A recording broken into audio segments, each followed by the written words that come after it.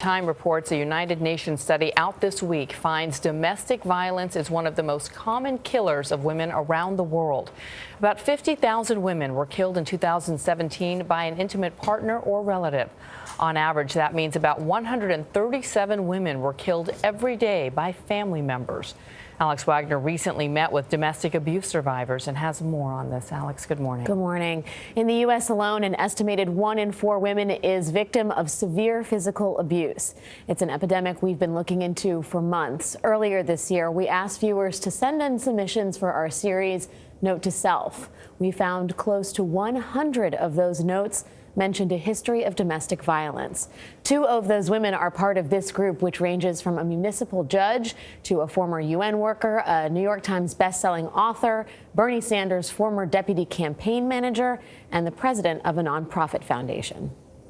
How many of you didn't realize it was happening at first? I mean, if you had asked me at the time, my husband was beating me on a regular basis. He had 3 guns that he kept loaded all the time. He pulled them on me, on a very regular basis. And if you had asked me if I was a battered wife, I would have said no.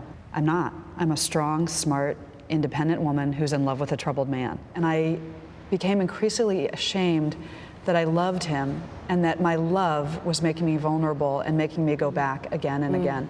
And it wasn't until I became really convinced that he was going to kill me that I was able to leave. A number of you feel like your abusers would have killed you. He was going to kill me. So there was no doubt. I knew it. Laverne, you have talked about the isolation. That your abuser made you choose between your family and him. How did that happen? It was almost this Bonnie and Clyde mentality that it's us against the world, because that's what I was told over and over again. He became almost like my protector, right? Right. It's insane, the mentality that we have during the relationship, that we believe that there is nobody else. And I was ashamed. I want to talk a little bit about that idea that you were ashamed. This horrible thing was happening to you, and yet you were the person that was embarrassed and ashamed. Rania, you're a high-powered woman in politics. Tell me about how you grappled with what was happening to you. Not very well. Working in a predominantly male environment where I was constantly fighting for my seat at the table, where I was constantly fighting to be respected. I was terrified that someone would find out, and then the struggle that I was already having to go through in my professional life was just going to be that much worse. At what point could you no longer keep it together? Honestly, I don't know how long it would have lasted. Right. Had one of my, she's a sister, she's my friend, but she really is my sister. She saw the bruises on me, and she called me and said, I know what's happening, and he's never going to touch you again. It's incredibly hard to leave somebody who has such a powerful psychological hold on you. Well, I want to talk, it's not just psychological, right? I mean, Lisa, you endured a number of forms of abuse, including financial abuse, right? Yes, that's one thing I wanted to stress, is the financial abuse. I mean, if you don't have a black eye, people think, well, you really weren't abused. I think his jealousy, I thought at first was, that he really cared, and then it just became a point where it was like he owned me. I really felt that he believed. That's what I felt. Yes. Like I was his car, like I was his property. Exactly. I mean, if I would try to go visit my family, he would take my credit card out of my wallet. I had moved out of the house with my child. He was supposed to pay child support, pay the mortgage. He did neither for a while. During this time, because there's so much pressure on you, did you think maybe I should just go back to him? No, never. You were resolute. I was resolute. How many of you questioned whether you had made the right decision at any point? Oh my gosh, absolutely. I went back. Wait, you went back? I went back the first time. My children were small. It was more physical then than at the end. At the end, it was more verbal. But I went back.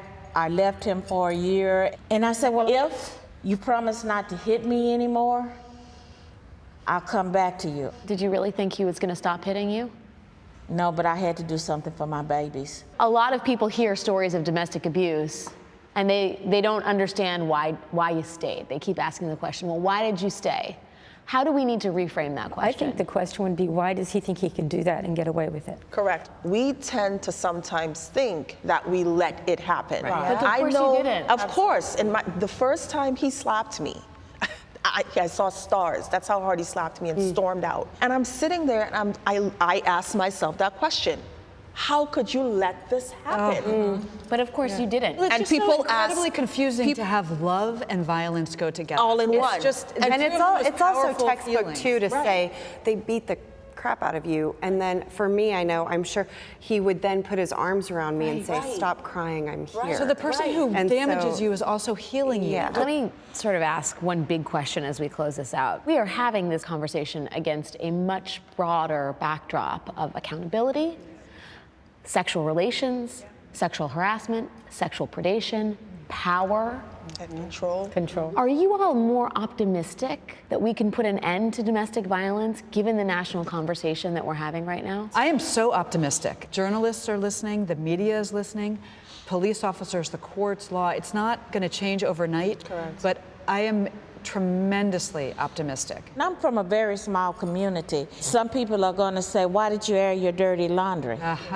And I say, if it saves one woman's life, That's it.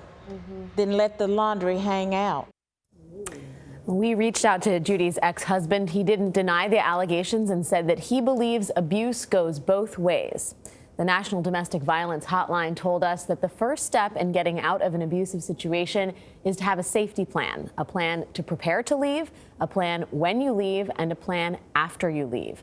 Also, it is critically important to reach out to someone, anyone. It doesn't need to be law enforcement. It could be a friend, a family member, or even a complete stranger. It's so important that you did that, Alex. Somebody is listening to that right now, and that's resonating with somebody right now, and that's going to help them. I remember years ago, my mom told me, love is not supposed to hurt, either physically or emotionally, and I've never forgotten that. And it's not your fault. Yes. Right. Can I underscore that? Somebody's now saying it's not just me. Just like a lot of those women who, in their note to self, there's a community of people who are having the exact same experience. That piece is so important for those people to feel I am not alone, because it's the loneliness that keeps you encased in those relationships. It's amazing work. That interview threw whatever stereotype people have of an abuse victim out the window. They are not weak. Because they are strong, resilient, successful, Smart, resilient, educated. It can happen to anyone. It can. She said it best, I was in love with a troubled man.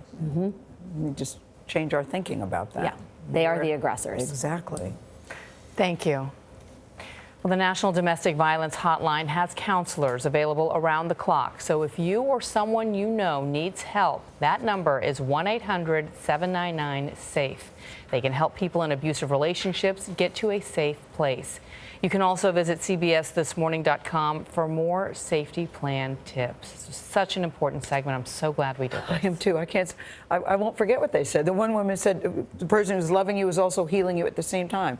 There's so many really conflicting complicated. emotions that are going on. Yeah. Nicely done, Alex Wagner. Thanks. Good to have you at the table. Those women are the heroes. Yes, you're right about that too.